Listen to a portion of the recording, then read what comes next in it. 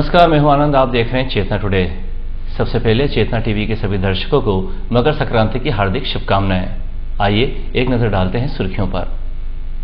मकर संक्रांति का 2 दिनी उत्सव शुरू, गुरुवार को भी करेंगे दान पुण्य। बालिका से दुष्कर्म के तीनों आरोपी 27 तक न्यायिक हिरासत में। और आधार कार्ड बनवाने के लिए अब नगर निगम में भी सुविधा। अब सुर्खियां विस्तार से। धर्मस्व नगरी में मकर संक्रांति का पर्व बुधवार शाम से आरंभ होते ही नागरिकों ने परंपरागत तरीके से त्योहार मनाया। हालांकि सुबह से ही शहरवासियों का दान धर्म के साथ दिन भर गिल्ली डंडा खेलने का क्रम चला। सभी ने एक दूसरे को गजक खिलाकर पर्व की शुभकामनाएं दी। पर्व गुरुवार को भी मनाया जाएगा। यद्यपि इस मर्तबा सूर्य का मकर राशि में प्रवेश बुधवार शाम 7:27 से हुआ, इसलिए मकर संक्रांति का पर्व 15 जनवरी गुरुवार को मनाया जाएगा। लेकिन शहरवासी पर्व को 2 दिनों तक मना रहे हैं। इसी क्रम में बुधवार को श्रद्धालु अल सुबह से ही तैयारियों में जुट गए थे। गोपाल गौशाला में गोमाता को गोग्रास के साथ पूजन अर्चन करने के लिए बड़ी संख्या में श्रद्धालु पहुंचे थे। ये क्रम यहां शाम तक जारी रहा। पर्व के उपलक्ष्य में गोमाता को मिष्ठान खिलाया गया। गौशाला में संक्रांति के पर्व पर जन्म लेने वाले एक बछड़े का पूजन किया गया। ऐसी मान्यता है कि इस पर्व के दिन जन्म लेने वाले बछड़े का पूजन करने से विशेष पुण्य प्राप्त होता है। गौशाला में पर्व को लेकर दिन भर उत्सवी माहौल रहा। मकर संक्रांति पर हमारे क्षेत्र में गिल्ली डंडा खेलने की परंपरा है। इसी परंपरा के तहत शहर के सभी मैदानों और मोहल्लों में गिल्ली डंडा खेलने वालों का जमावड़ा लगा रहा। सबसे ज्यादा उत्साह बच्चों और तरुणाइयों में देखा गया।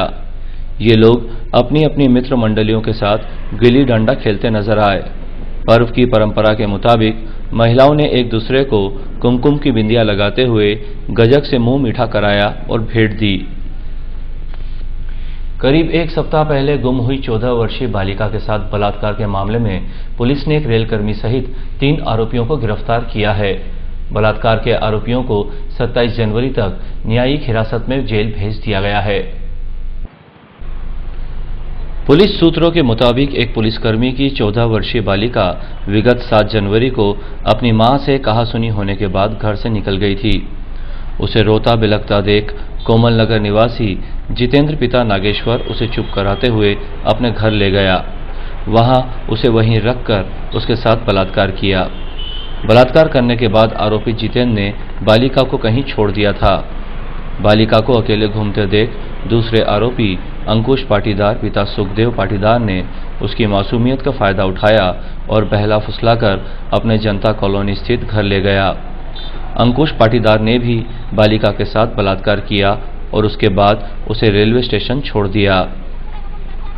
रेलवे स्टेशन से बालिका किसी प्रकार नागदा पहुंच गई और फिर वहां से रतलाम लौट आई। रेलवे स्टेशन पर रेलवे के वाणिज्य निरीक्षक बाबर हुसैन की नजर बालिका पर पड़ी। बाबर हुसैन ने भी उसके साथ बलात्कार किया और उसे 1000 रुपये भी दिए। इसके बाद बालिका पर रेलवे पुलिस की नजर पड़ी। बालिका को जब थाने लाकर पूछताछ की गई तो उसने अपने साथ हुई घटनाओं की जानकारी दी।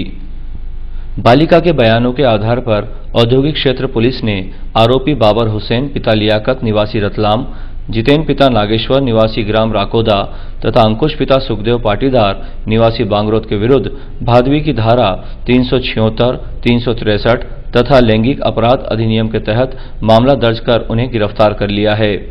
आरोपियों को न्यायालय में पेश किया गया, जहां से उन्हें 27 जनवरी तक न्यायिक हिरासत में भेज दिया गया है।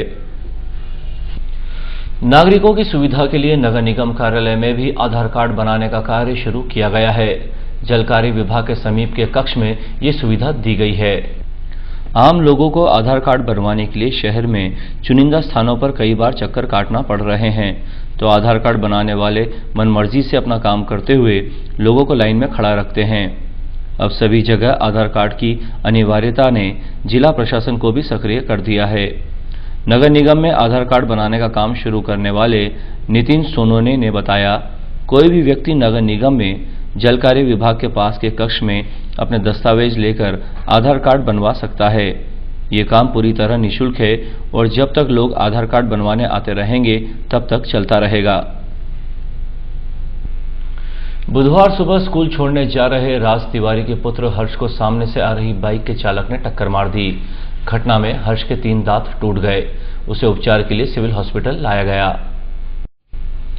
शहर में बदमाशों के लिए चोरी के सबसे आसान टारगेट मंदिरों में एक बार फिर उन्होंने बीती रात हाथ साफ कर दिया। बदमाश भगवान के आभूषण, मंदिर के बर्तन सहित अन्य सामान ले उड़े। चोरी की वारदात स्टेशन रोड थाना क्षेत्र के महावीर नगर स्थित जगपाल महादेव मंदिर की है।